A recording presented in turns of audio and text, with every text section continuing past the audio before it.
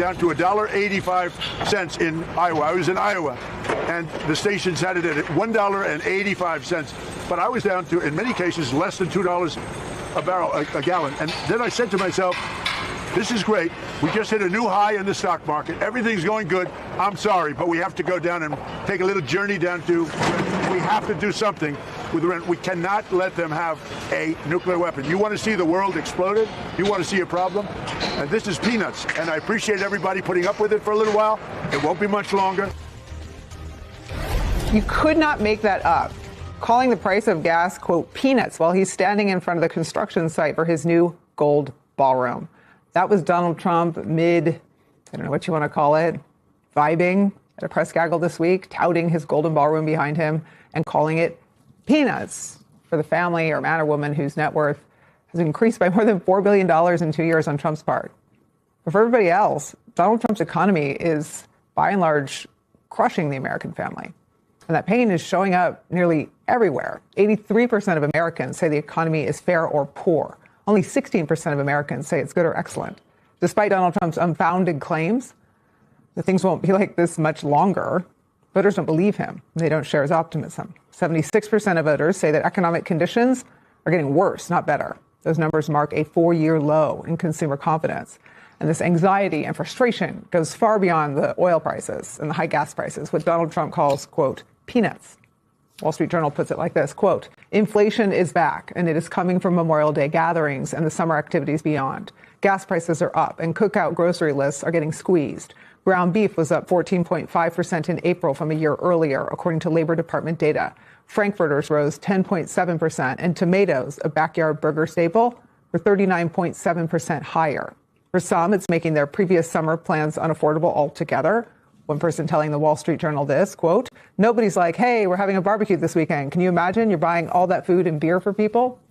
Donald Trump continuing to profit off the presidency while the American family can't afford a Memorial Day barbecue. This is where we begin the hour. The author of The Message of the Market Substack, Ron Insan, is back with us.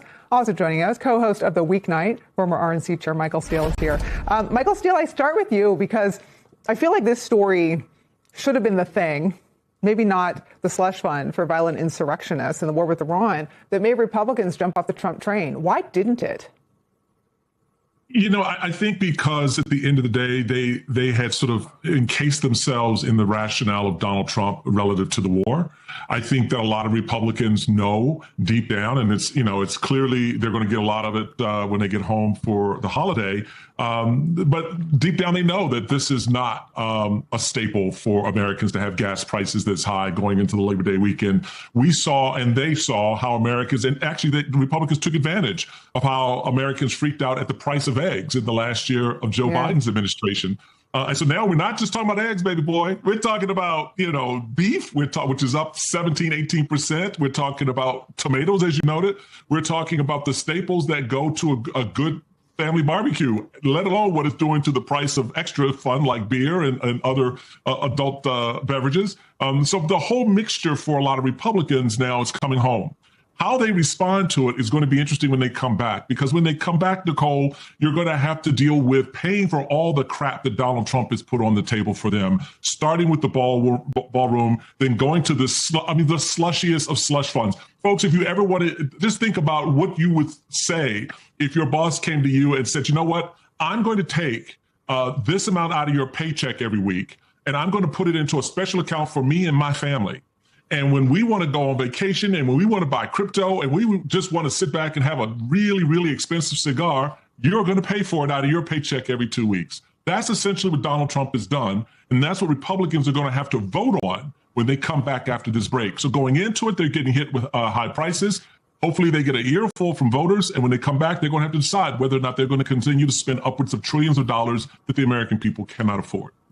I mean, I love that analogy of taking money out of your paycheck to pay me and my sons and my companies. But there's another group getting paid, and it's, the bank robbers who tied up the people at the ATM, and beat them, except the people at the ATM were cops. I mean, it's so insane, right, that it's even news that Republicans were like, I don't think so. You can't have a slush fund to pay yourself, your sons, and the criminals who beat up cops and made us run for our lives. Josh Hawley, I'm looking at you. Why do you think Do you think the politics and Trump's profound weakness made it possible, or do you think the slush fund is just this thing more than the Comey prosecution or the Tish James prosecution? I mean, do you just think it's this thing that is so appalling and stupid? That's a good question, Nicole. I think it's one of those things that when you're looking at the scale of stuff that the American people have absorbed and where they have made excuses for Donald Trump, and if we're all honest with ourselves out there, you've made a lot of excuses for Donald Trump. You dipped your toe in the MAGA world a little bit, and you played, kind of like, catch me if you can with it all. But after a while, it all starts to weigh you down. Because it's not just the one thing, it's the accumulation. And I think when you get to this point, it is the accumulation of things that really come home to hit. And what really, again, we come back to it, I think the tipping point that began this slide to where we are for Trump is the Epstein files. They're at the end of the day, regardless of how you slice it, dice it, economy, there's something about that. There's something about that that sits with the American people in a spot in their stomach that they just can't deal with. And so you compound it more and more with all these other things, and you watch the poll numbers go down. And you can peg it to that moment at the beginning of his second term when this became the conversation. Not the economy, oddly enough, not a lot of the other things, not the ballroom, not a whole bunch of other stuff. But this kind of sat with people in a way that weighed them down. And I think they started thinking about their own daughters. They started thinking about their moms. They started thinking about the women in their lives and how the system was treating, how these very rich men treated them. And that stuck in their craw in a way that nothing else seems to have. And now the pile-on begins. It's sitting on top of all of that. And folks have just got to the point where they've had enough. And the Democrats, I think, helped frame it with their affordability narrative as a sort of a side conversation. And those two things coming together the way they have brought us to where we are right now, I think. Yeah, I mean, Ron, it's a good jumping off point because I do think it is sort of the triple double cross, right?